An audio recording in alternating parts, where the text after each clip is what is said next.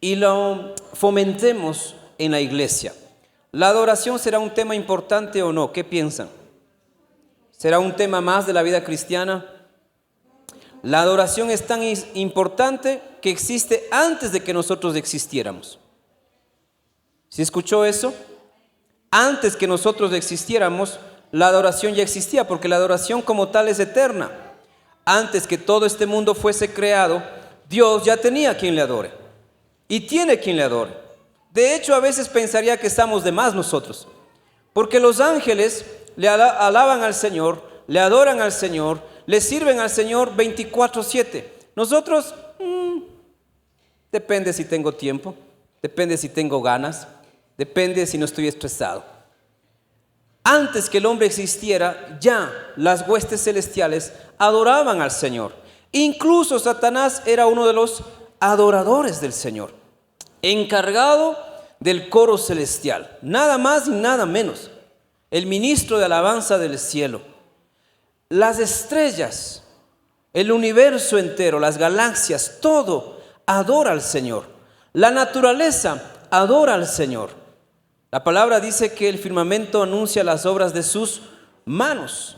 Cuando usted y yo hemos viajado, ¿acaso no nos pasa que llegamos a un lugar bonito y quedamos con la boca abierta? Si es una cascada, decimos, wow, tremendo, qué hermoso. Si es un lugar como la playa, ¿cuánto les gusta la playa? Un atardecer, cuando el sol se hace más amarillo y color naranja, y al menos cuando estás al lado de la persona que amas, es como todavía más especial. Entonces, si la naturaleza adora al Señor, y todo lo que ya existía antes está y fue creado, dice, todo fue creado por medio de Cristo, por Él y para Él, entonces debemos entender que la adoración es un tema muy importante, mal valorado, menospreciado y mal entendido, y por eso este mes lo vamos a abordar de diferentes maneras. La adoración entonces existía antes y va a existir después aún de esta humanidad, de este mundo. Dice la palabra en el libro de Apocalipsis, capítulo 7, versículo 9 al 12. Que después de esto, dice el apóstol Juan, miré y he aquí una gran multitud, y aquí no se trata solamente de seres humanos, la cual nadie podía contar, de todas naciones y tribus y pueblos y lenguas, que estaban delante del trono en la presencia del Cordero.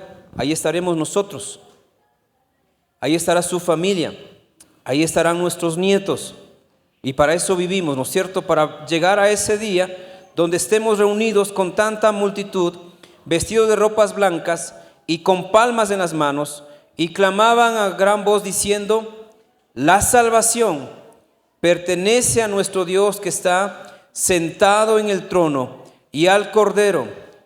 Y además todos los ángeles estaban en pie alrededor del trono y de los ancianos y de los 4 seres vivientes, y se postraron sobre sus rostros delante del trono, y todos adoraremos a Dios, diciendo, amén.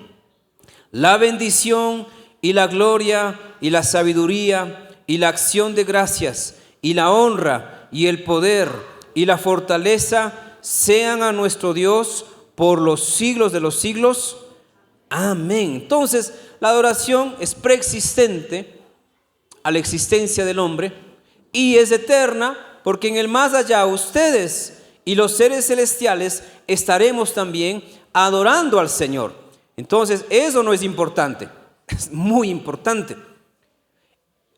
Incluso es tan importante que la adoración es la única respuesta a la gran pregunta: ¿para qué existo? ¿Para qué estoy aquí? ¿Por qué estoy aquí? Todas las preguntas existenciales tienen una sola respuesta, verdadera. Pero el hombre ha buscado otras respuestas. ¿Para qué estoy aquí? Para ser feliz. Y aún piensan que el cristianismo es para ser feliz. No. Cristo te hace feliz. Pero el propósito mayor no es ser feliz. Y lo vas a ver. Y otros dicen, no, yo no nací para ser feliz, yo nací para casarme, porque los casados son felices. Ese pastor siempre anda feliz, yo quiero casarme también. Y quiero tener 10 hijos, no 2 como él, porque debe ser hermoso estar casado. Y se casan y descubren que ni 20 hijos te dan la felicidad. Y descubren que el matrimonio es muy limitado por varios aspectos. Entonces, ¿cuál es el propósito de vida que la Biblia enseña respecto a la existencia del hombre? La única, la que estamos hablando, adoración. Nosotros existimos y fuimos creados para algo más que casarnos, algo más que estudiar, algo mucho más que vivir, que comer, que tener amigos. Todo eso podemos tenerlo, gracias a Dios, y que sea bueno, obviamente. Pero sobre todo eso está que usted y yo existimos para adorar al Señor. No, Dios no tuvo otro propósito. Dios no dijo, a ver, creemos unos seres que se lleven bien y para yo gozarme de verles a ellos llevarse bien. No, Él nos creó para alabanza de su nombre. Dice Isaías 43, 7 y 21. Isaías 43, 7 y 21. Versículo 7. Todos los llamados de mi nombre, para gloria mía los he creado, los formé y los hice. Tal vez mis padres pensaban concebirme, tenerme a mí para ser uno de sus hijos. Pero Dios, que tiene propósitos mayores, tenía otros planes aparte de mis padres. Mis padres quizás diciendo, tengamos hijos para estar felices como familia. Nosotros debimos ser 6 hijos. En los planes de mis padres estaban 10. De lo que yo sé, 3 murieron. Los otros no sé qué pasó. Pero solo 3 vivimos. Puede ser que tú no entiendas bien cómo fue la relación de tus padres. A lo mejor viniste por voluntad, por amor de tus padres. Y otros llegamos porque éramos el tercero, el cuarto, el quinto. O papá decía, después de haber tenido 3 hijas, quiero tener un varón, y estaban probando hasta que salga el varón. Tal vez esa fue la parte humana de nuestro proceder, pero la parte espiritual está en Isaías.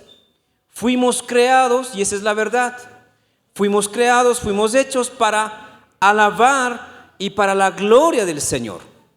Cuando tú tienes claro eso, para qué existes, mira, todo está arreglado en tu vida. En estos días yo leía la noticia de otra persona que se lanzó de acá muy cerca de un puente. No sé si usted vio la noticia. Porque la gente anda buscando el propósito de la vida donde no están las respuestas. Respetamos obviamente y tememos que nuestros hijos, que sus familiares tomen decisiones así. Por eso esto es importante.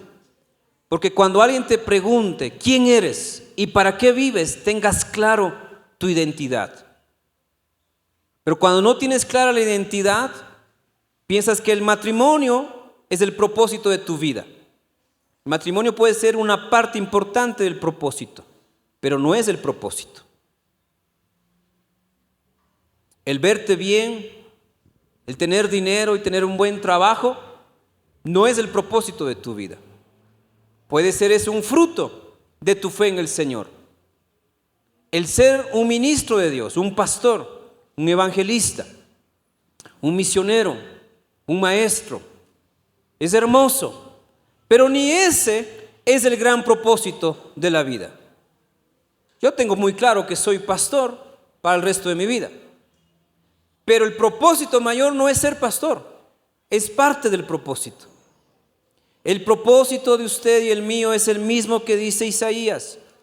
Este pueblo, versículo 21, he creado para mí, mis alabanzas publicará. ¿Para qué vivimos? Los que tenemos la respuesta bíblica estamos felices para ser adoradores de Dios, para gloria de su nombre. Y en ese caminar de darle la gloria a Él, seré un día chef, seré un día maestro, seré un día padre, seré un día esposo, seré un día trabajador, seré un día pastor, seré un día un líder, seré un día pobre, seré un día enfermo. Cualquier cosa puede pasar, pero eso no cambia que somos adoradores del Señor. Para eso fuimos creados. Para eso el Señor nos dio estas capacidades, no solo para salir adelante en la vida, como nuestros padres nos enseñaron de buena manera, pero incorrecto. Estudia para que seas alguien en tu vida. Trabaja para que alcances y seas alguien en tu vida. Ni ese es el propósito mayor. El propósito mayor es que tú, como varón, como mujer, como joven, como adulto, has sido creado para la gloria de Dios, para publicar la gloria de Dios. Con lo que hacemos, en donde estemos, con lo que vivamos, damos la gloria al Señor. ¿Estamos de acuerdo? Pero si tú no tienes claro esa identidad y piensas que naciste para ser un buen trabajador y pasas 40 años en un trabajo y te logras jubilar y tienes una indemnización y tienes una pensión el resto de tu vida, vas a pensar que eso fue el plan de Dios. Eso fue una parte del plan de Dios. Me encanta la iglesia americana en ese sentido. La iglesia americana tiene como cultura que sirven a Dios mientras son jóvenes y cuando se jubilan se van de misiones. Los primeros misioneros que yo conocí fueron viejitos. Yo niño, obviamente, ¿no? Viejito yo decía alguien de 45, pero ahora que tengo 45 digo joven. O sea, se ve buen mozo todavía. Pero de niño yo decía viejitos, porque decían, me jubilé, yo fui arquitecto, trabajé 25, 30 años, me jubilé y ahora yo conozco, y Dios nos dio la bendición de conocer a un misionero que no era titular como misionero global, pero él venía cada año acá al seminario, pagando sus propios recursos, recogiendo fondos, levantando fondos con su iglesia, simplemente a bendecir lo que la iglesia ecuatoriana estaba haciendo. No tenía ningún compromiso, no tenía ninguna relación laboral, sino que como siervo de Dios él había servido al Señor durante su vida laboral y había prometido que el resto de la vida iba a seguirle sirviendo, así que venía a Ecuador, iba a Guatemala, iba a Europa, iba a África, iba a Asia, lo hacía. Y cuando yo conocí a este buen misionero que ahora está en la presencia del Señor, yo dije también un día yo quiero hacer eso, pero yo no voy a jubilarme a los 65, yo voy a jubilarme a los 55, algunos ya saben eso. Y no por el seguro, no, es otra forma de vida. Entonces nos iremos, viajaremos, serviremos al Señor aquí, en comunidades, en lugares. Ahora el Señor nos tiene pastoreando acá, pero el plan que viene es diferente en nuestros años que se vienen adelante. El punto, hermanos, es que si usted tiene claro para qué vive, todos sus recursos lo va a concentrar en eso. ¿Para qué vives? Consume tiempo. ¿A qué le dedicas más tiempo? Ese es el propósito de tu vida. ¿Videojuegos? Entonces no has entendido que el propósito de tu vida no son los videojuegos. ¿Qué consume más tiempo en tu vida? Los amigos, los panas. No es el propósito de tu vida tener amigos. Es parte del propósito. El verdadero propósito es que teniendo amigos les muestres la palabra del Señor, les enseñes la palabra, les testifiques, les influencies para bien. Entonces el propósito de Dios de que seamos adoradores trasciende cualquier cosa que hagamos en esta vida. ¿Quién tiene aquí en bienes más de $100,000? En bienes, en propiedades, más de 100,000. Tal vez puse la vara muy baja, ¿no? 200,000. Ahí sí levantan algunos. Significa que usted ha trabajado, ha ahorrado, está teniendo una administración correcta de sus finanzas y un día podrás tener mucho, más de 200,000 y ser el hombre más millonario del mundo. ¿Y tu propósito de vida sería haber acumulado tanto? ¿Qué dijo Jesús respecto a tener bienes en esta vida? Dijo que hubo un hombre que tenía muchas posesiones y dijo, tengo tantas posesiones que voy a crear graneros y voy a crear donde guardar mis bienes. Y el Señor dijo en esa enseñanza que esta persona tenía la vista cegada, porque le dijo, necio, hoy vienen a pedir tu alma y lo que has guardado, lo que has ganado, ¿para quién será? Y algunos de nosotros, aún sabiendo esta enseñanza, vivimos para tener, vivimos para ganar dinero, vivimos para alcanzar bienes. Y no es que esté mal, no está mal. Si Dios nos da, gloria a Dios, ¿no es cierto? Los que tenemos más de 10,000 en bienes, gloria a Dios. Pero ese no es el propósito, porque ¿de qué te sirve al final ganar al mundo si al final pierdes tu alma? Entonces el propósito mayor ni siquiera es ser exitoso en la vida. Ese puede ser un fruto de tu relación con Dios. Que Dios use tus talentos, que Dios use tu carisma, que Dios use para propósitos que Él tenga. Pero el propósito mayor es que tú y yo vivamos como adoradores y muramos como adoradores. Porque en el más allá, yo ya no soy pastor. En el más allá, yo ya no soy padre. En el más allá, ya no soy esposo. En el más allá, ya no soy emprendedor. En el más allá, ni siquiera soy hombre. En el más allá, ya no estoy ni en esta carne, pero seguiré siendo un adorador. ¿Ve cuán importante es entender el propósito? Si yo me aferrara al pastorado, porque a veces también pasa esto. Hay ministros que confunden su propósito de vida con su ministerio. El ministerio es parte del propósito, pero no es todo el propósito. Y yo he conocido a ministros que se aferran a los cargos, a los puestos, al liderazgo, al nombre, al título. Y a lo mejor entre nosotros se destacan, pero eso no significa que ese es su propósito. Porque ahí está Saúl. ¿Recuerdan de Saúl? Era el rey, pero no tenía la unción. Saúl tenía el trono, la autoridad, pero no tenía el Espíritu Santo. Hace rato el Espíritu Santo lo había dejado.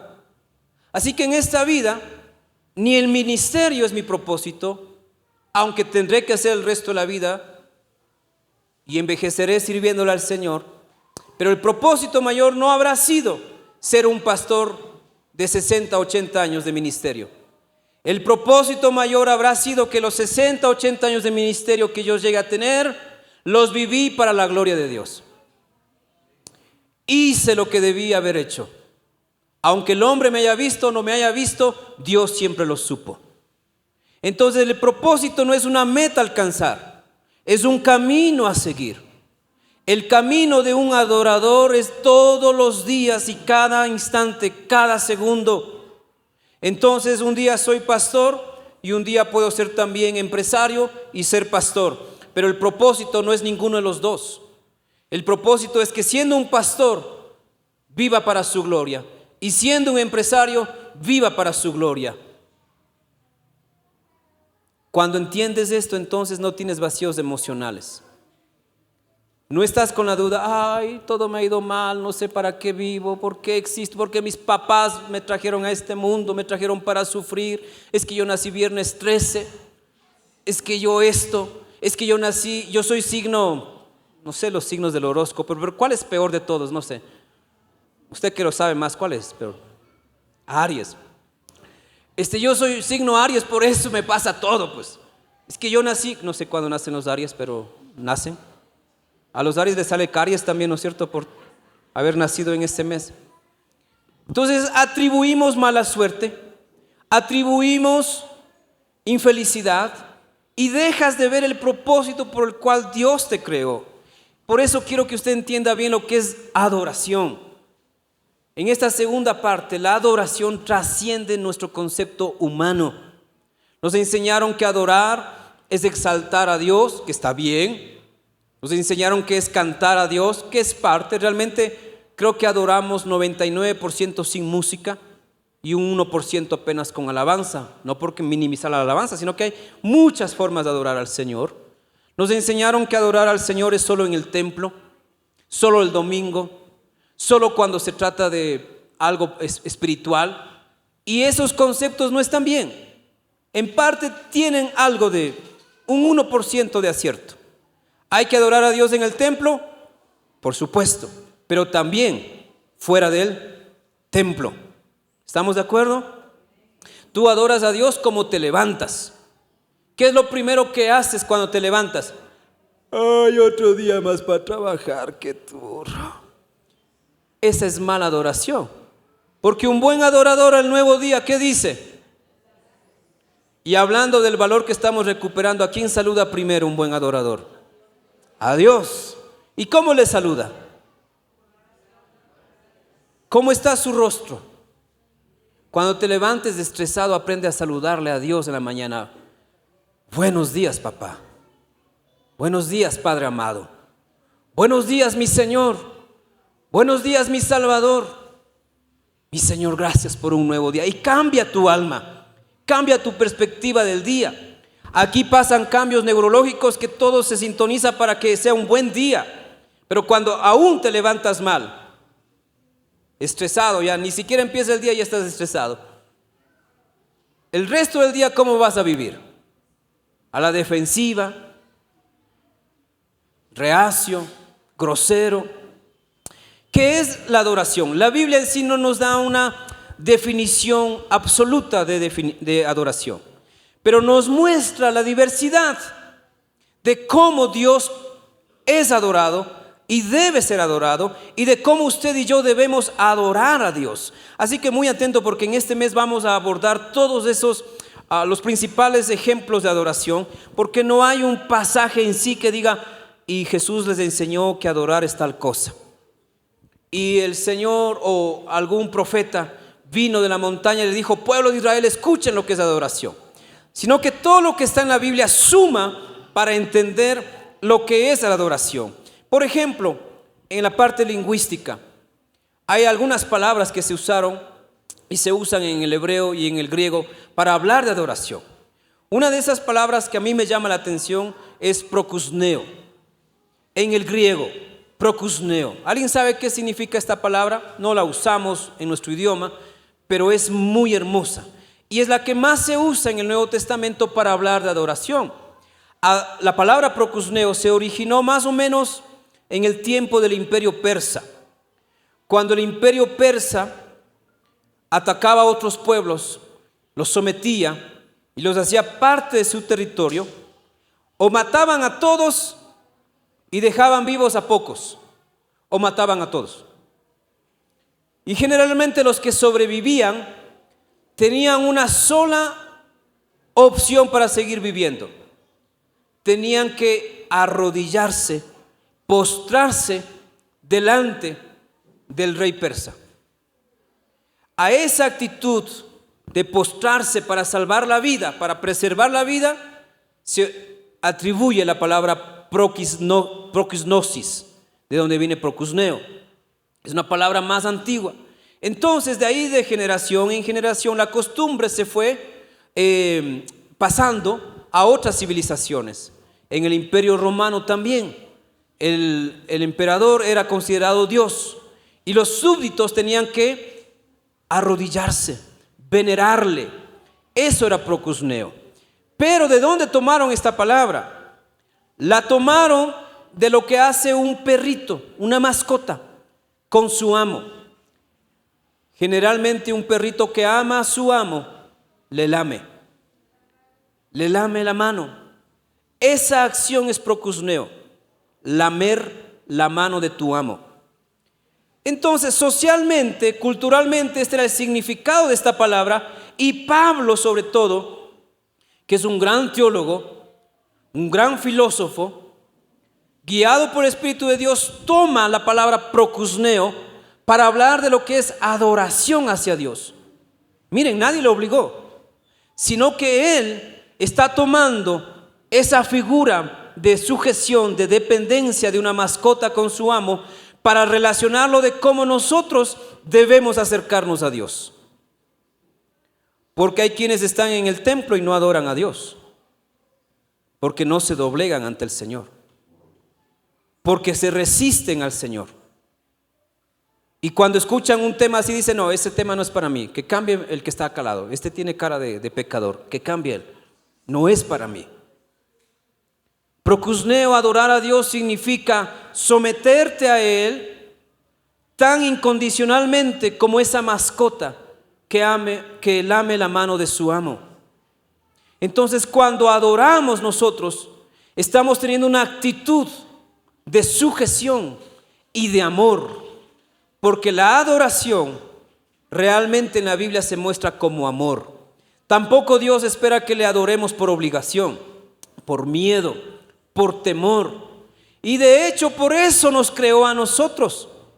Cuando Dios en su preexistencia no estaba la humanidad, ya era adorado. Pero Él pensó glorificarse más creando a un ser mortal del polvo de la tierra. Miren, nosotros somos seres indefensos, inútiles.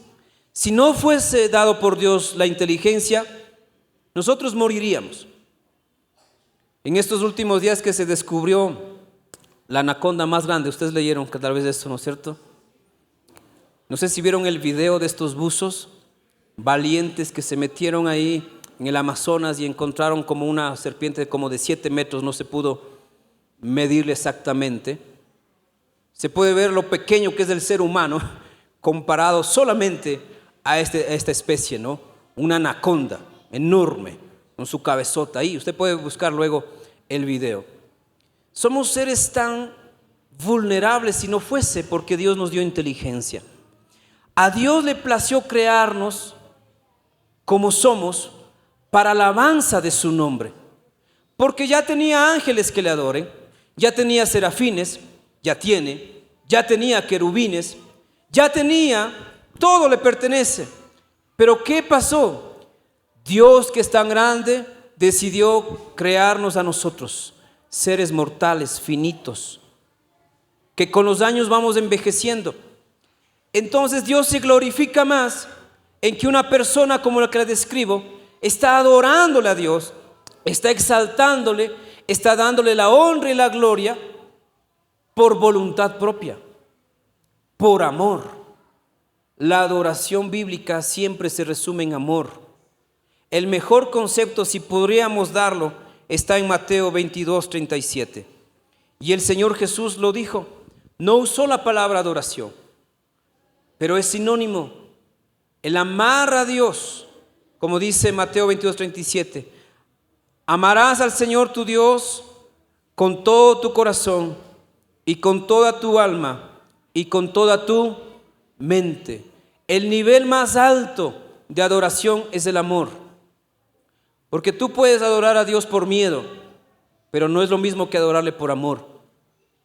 Tú puedes adorarle a Dios por conveniencia. Oye, es que si me aparto, Diosito me castiga. Es que si me pego unas cervecitas, chuta, no, es que Dios se va a enojar y ahí sí voy a tener problemas. Y le adoras por temor. No pecas porque te conviene. No le fallas porque sabes que te va a ir peor. Pero otra cosa es hacer todo para Dios simplemente porque le amas. Los que son casados van a entender mejor esto. Cuando estamos en el matrimonio, ¿es lo mismo recibir algo por obligación o por amor? Ya se viene el 8 de marzo. ¿Qué pasa el 8 de marzo? A veces se me va de la mente. Y si llega él y dice, mija, chuta, había sido 8 de marzo, oye. Sí, ya me tocó comprarte una florcita. Espero que te guste. Y se va. ¿Esa mujer se siente amada? Aunque haya un regalo, aunque haya un detalle, no es lo mismo. La adoración es por amor, no es por obligación. Entonces Dios se glorifica en nosotros y corre el riesgo de pasar vergüenza, porque depende, miren, lo que es Dios tan grande, pero a la vez nos da tanto en su soberanía, que depende nuestra respuesta a Él de si es amor por voluntad o por interés. Y por eso Satanás pensaba que Job le temía a Dios por lo que Dios le había dado. Y entonces Satanás se acercó a Dios y le dijo, Job te sirve porque tú le has bendecido. Le das salud, le has prosperado, tiene una gran familia, tiene un buen nombre, vive feliz. Entonces por eso te sirve. Pero quítale a ver si no reniega. ¿Y qué hizo Dios? Se las jugó. Y dijo, está bien, haz con él lo que quieras, pero no le toques su vida. Miren, es como un juego, ¿no? Un poquito asustador, pero es un juego en el mundo espiritual. Dios está mirando si tú le adoras por interés, por conveniencia o realmente por amor. Cuando amas, tú no esperas nada a cambio. Cuando amas, tú no exiges nada. Quisieras exigir. Si el 8 de marzo le diste la flor, tú esperas que el tercer domingo de julio esa mujer te dé, aunque sea una parrillada. Porque yo cumplí el 8 de mayo y el segundo domingo de mayo y el 8 de marzo. Ya di. Cuando es por amor, tú no estás esperando algo. Es vergonzoso que una mujer le diga a un hombre, ve, no me has regalado nada, ya 2 años no me has regalado. Significa que estuvieron viviendo, conviviendo, pero nunca hubo amor. Nadie debe decir amén en estos ejemplos que yo doy. A veces nadie debe decir amén. No queremos enterarnos de sus situaciones, pero pasa. Hay casos donde los maridos o las mujeres están infelices porque no hay amor entre los dos. Tienen la casa que siempre soñaron, tienen los hijos que Dios les dio, querían la parejita y Dios les dio la parejita. Tienen una buena iglesia donde servir, tienen un buen ambiente en la congregación, pero hay infelicidad porque falta amor. A veces a Dios nosotros le tenemos en deuda así, porque venimos solo por interés, venimos solo para que me bendiga, venimos solo para que Él me prospere, para que Él me sane, venimos para recibir, pero no venimos para dar. ¿Y qué es mejor? ¿Dar o recibir? Dios va a probar tu amor muchas veces.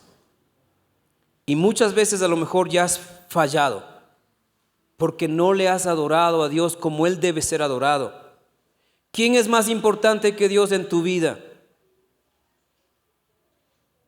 ¿Quién es más importante en tu vida que Dios? ¿Hay alguien más importante? Ni una esposa es más importante que Dios. No porque no se ame a la esposa, sino porque se ama a Dios con todo el corazón, con toda el alma y con toda la mente. Pero si ese amor yo le dirijo a mi esposa y le amo con toda mi alma, con toda mi mente y con todo mi corazón, ¿habrá amor para Dios? Cuidado con idolatrar a personas. Debemos amarlas, obviamente, en el amor de Dios. Pero ni un esposo es más importante que Dios para una esposa. Cuando tienes claro esto, mira, tus sentimientos están sanos. Pero cuando él o ella es importante, entonces todo lo que haga él o ella te afecta. Si él te trata mal, la estima baja. Y ahora tenemos muchos psicólogos curando la estima de la gente. Muchos niños que no han aprendido que el que llena el corazón es Dios. Ni papá, ni mamá, ni hermanos, es Dios. Por eso Jesús dijo, si alguien quiere ser mi discípulo, niéguese a sí mismo, tome su cruz. Y es más, dijo, quien quiere ser mi discípulo y no renuncia a padre, a madre, a hermanos, a casa, a propiedades, no puede ser mí. Dios quiere todo de ti. Dios no quiere solo tu presencia el domingo. Dios no quiere solamente tu ofrenda. Dios no quiere solamente tu temor. Dios quiere todo de ti. Un buen adorador entregó ¿qué? Todo. No se reserva nada. Y ese es el principio.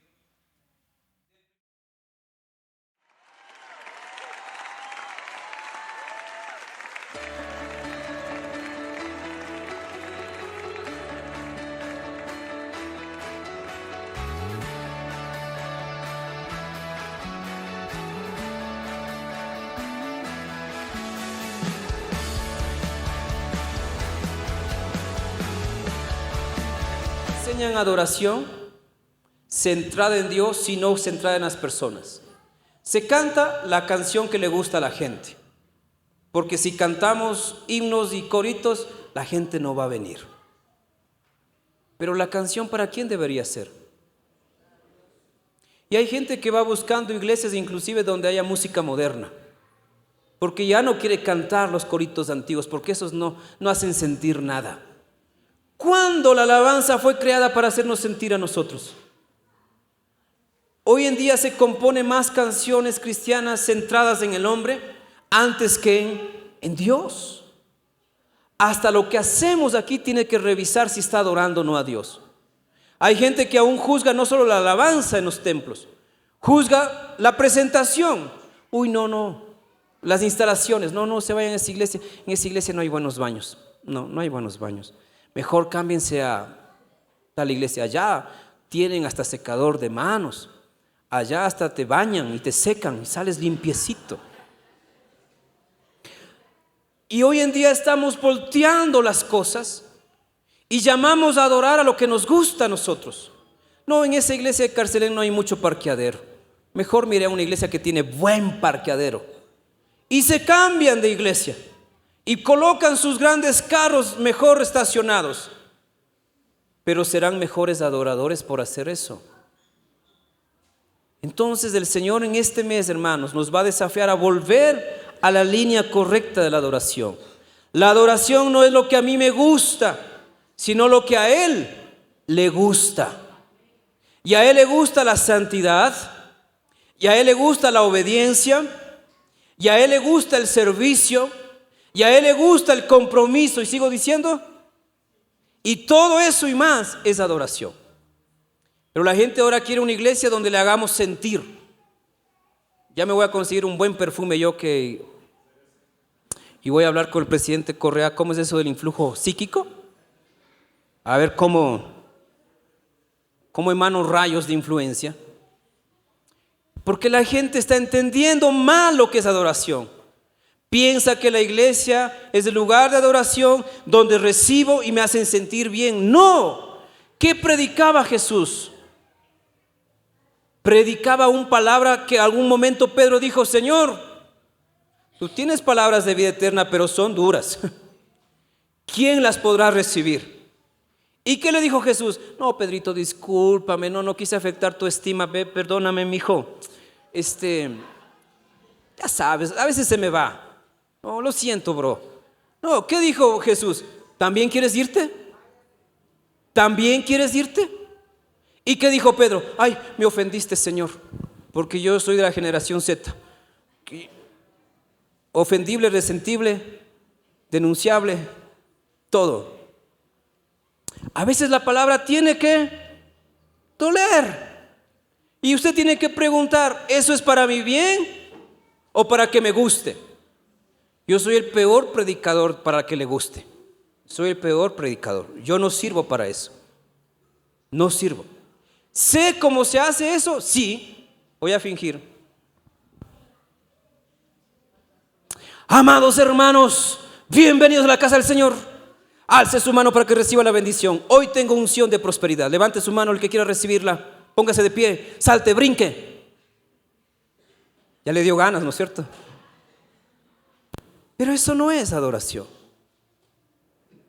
La adoración es lo que tú le das al Señor. Es lo que tú le entregas al Señor. No lo que yo puedo manipular o inventarme para que tú sientas dar. Si tú estás dando algo que sientes, no es adoración completa. Escucha, si estás dando algo que sientes, está bien, pero no es adoración completa. Porque el Señor muchas veces te va a pedir lo que tú no quieres dar. ¿Quiere que le haga una prueba? Me transformo otra vez y el mismo predicador. ¿Cuántos aquí quieren adorar a Dios con un ayuno cada semana? ¿Vio? 4 aménes. Porque la carne no quiere dar ayuno. ¿Qué quiere la carne? Comida, pues. Una chuletita, un buen sequito de pollo. Hoy la junta tiene reunión creo que vamos a ayunar a la final. Está bien, porque los que entendemos que adoración es darle y no recibir, no hay problema. Si Él me pide 2 años de ayuno para sanarme de un cáncer, ¿lo haría o no lo haría? Si Dios le dice, en 2 años de ayuno te vas a sanar de cáncer, pues ahí sí, ahí sí, miércoles, jueves y viernes si es posible. Porque quieres algo. La adoración no es conseguir, la adoración es darte. Y algo mayor que el cáncer va a pasar si tú ayunas 2 años. Dios no solo te va a sanar de un cáncer, Dios va a restaurar tu familia, Dios va a restaurar tu vida, va a bendecir a tus hijos y vale más que la salud, que la sanidad de un cáncer. El primer santuario en el cual encontramos a Dios siendo adorado y al hombre conviviendo con Dios es el huerto del Edén. Por eso este sermón se llama el primer santuario. Porque una vez que Dios creó al hombre, dice el libro de Génesis, capítulo 2, versículo 8, que Jehová Dios plantó un huerto en Edén, en el paraíso, en el jardín. Él plantó un lugar especial y puso allí al hombre que lo había creado. El primer lugar donde vemos la convivencia de Dios con el hombre es este lugar especial llamado el Edén, que significa deleite o lugar de deleite. Y en ese lugar había cosas que no se puede ahorita explicar con palabras, pero solo de mencionarlas nos hace sentir pequeños comparación a este templo. En el huerto del Edén, Dios mismo se paseaba, dice. Se escuchaba la voz y podían hablar con Él. En el primer santuario el hombre no tenía impedimento para hablar con Dios. En ese primer santuario, donde la presencia de Dios era sentida, y Él decidía caminar, convivir con el hombre, con la mujer, no había nada que les separe. Pero ¿qué fue lo que dañó ese primer santuario? No fue el trabajo en sí, no fue la traición, fue que Satanás les engañó y les robó su temor a Dios, su adoración, su obediencia. Les puso pensamientos que les llevaron a interpretaciones equivocadas y entonces comieron del fruto que Dios les había dicho que no comieran, que no es una manzana. Vale aclarar siempre esto. No es una manzana prohibida. Usted puede comer la manzana, mi hijo, coma nomás. Dios no prohíbe las manzanas, coma nomás. No sabemos cuál fue el fruto, pero que Dios les prohibió, les prohibió. El adorador debe saber que cuando Dios dice no, es por algo. Pero Satanás les engañó, como sigue engañando a mucha gente aún en estos santuarios. Porque no toda iglesia que tiene el título de cristiana, ni todo pastor que usa la Biblia necesariamente te va a mostrar la verdad. Pero una iglesia, un pastor, una congregación donde te llevan al sentido bíblico de la adoración, que es dar, ese es el camino correcto. Por eso aquí no repartimos bendiciones, no echamos unción, por eso aquí no usamos aceite, por eso aquí no declaramos ni profetizamos, no porque no entienda eso, sino porque ese no es el evangelio. El evangelio nunca fue para que tú recibas, sino para que tú te entregues al Señor. Y habiéndote entregado al Señor, recibirás mucho más de lo que un aceite puede hacer. La gran diferencia del primer santuario es que Dios mismo les dio a ellos el privilegio de convivir 24/7. Pero hoy en día tenemos adoradores que solamente adoran, no 24/7, ¿qué le pongamos? No sé. Si el día tiene 24 horas, a lo mejor 2 minutos, 5 minutos, 1 hora. Un adorador es 24 horas 7, cada día, todos los días. Entonces, ¿cómo está tu santuario? Tu relación con Dios. ¿Es así de cercana, íntima? ¿O te va a pasar como Adán y Eva, que cuando fallaron, cuál fue la reacción de ellos? Cuando habían comido del fruto y se dieron cuenta que estaban desnudos y la voz del Señor comenzó a escucharse, ¿qué hicieron ellos? ¿Se acercaron a Dios? El buen adorador, aunque arrepentido, se bota a los pies de su Señor. Te fallé, Señor, perdóname, no quise hacerlo. Pero un adorador que no ha entendido que Dios aún te ama cuando estás en pecado, ¿qué es lo que hace? Se esconde. No viene a la iglesia porque pecó. Debería venir con mayor razón a la iglesia.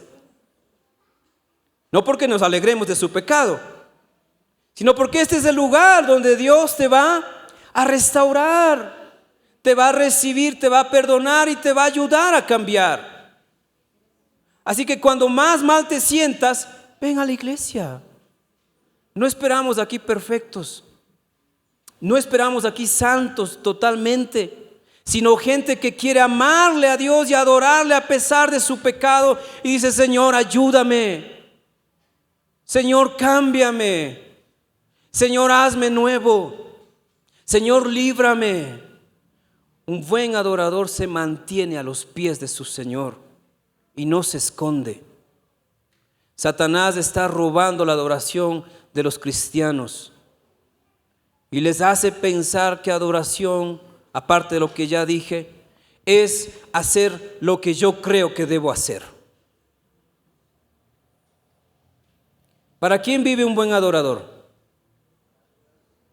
¿Para sí mismo o para el que me salvó? Pero hoy en día mucho del cristianismo es: toma de Dios para hacer lo que tú quieres hacer.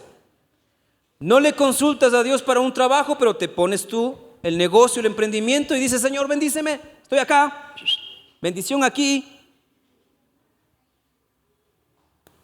Estás en una relación con quien no deberías estar.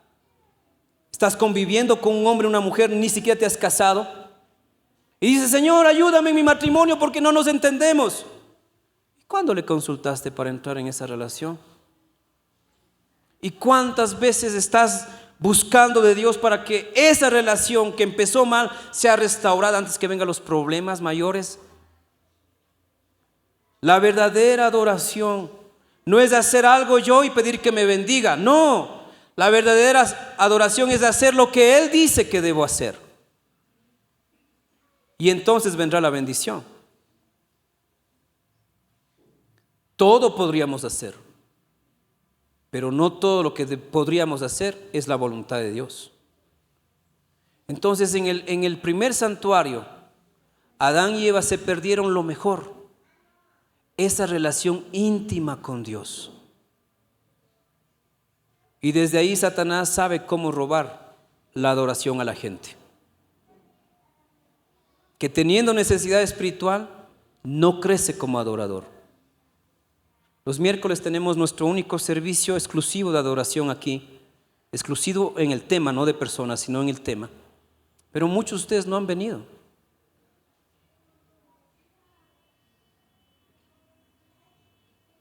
Ay, me transformo mejor, ¿no? No sigo así. Mejor santos del Dios Altísimo sigan siendo bendecidos y prosperados. Salgan y tengan una buena semana en el nombre del Señor. O les confronto. ¿Qué escogen? ¿Adulación o confrontación? Adulación.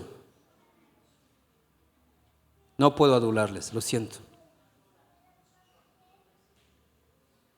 Tienen que venir los miércoles, no porque yo lo diga, porque es el único servicio de la iglesia en adoración por lo que Él es.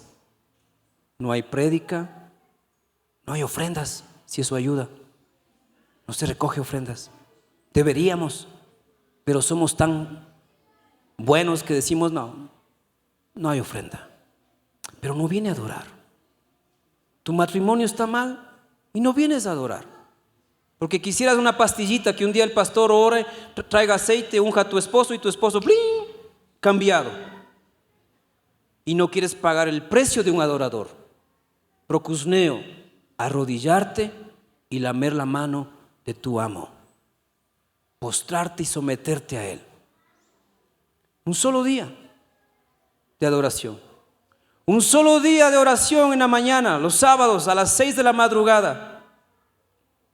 Y no puedes levantarte.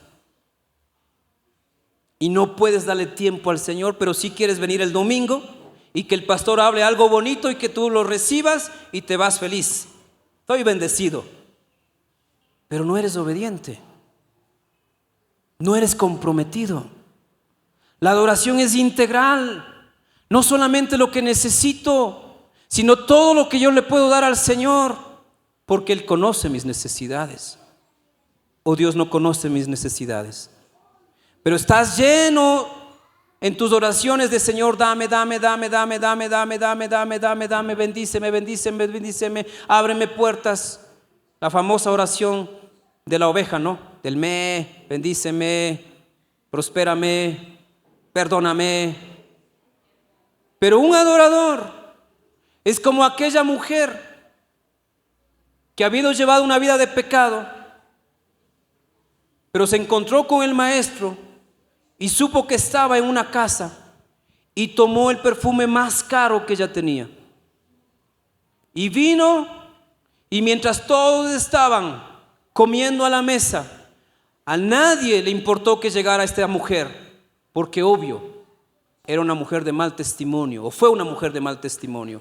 Pero nadie sabía que ella iba a dar la mejor de las adoraciones. Otros estaban disfrutando de la compañía, pero una adoró y quebró el frasco de alabastro y derramó todo ese perfume. Y el Señor, en medio de la conversación, que no se nos dice qué estaban hablando, seguramente estaban hablando de la Liga o del Barcelona, seguramente estaban hablando de cosas así, de la política. Y Jesús dijo que esta mujer, lo que hizo será recordado para siempre. La adoración marca tu relación con Dios. Y la adoración no es solo venir y sentarnos. La adoración es venir y entregarnos. Vamos a ponernos de pie y vamos a adorar. Porque si decimos seguir al Señor, pero no le adoramos, somos religiosos y peor que los incrédulos. Porque los incrédulos al menos no saben, no conocen, pero tú ya has oído. Y por eso hoy hablé como una iglesia que no es tierna, sino que ya tiene sus años y que no necesita leche, sino vianda. Y nuestros hermanos que están siempre siguiéndonos por YouTube o por Facebook, oramos por ustedes y oraremos para que el Señor les lleve una vida de oración plena. Gracias por habernos acompañado. Y cerramos.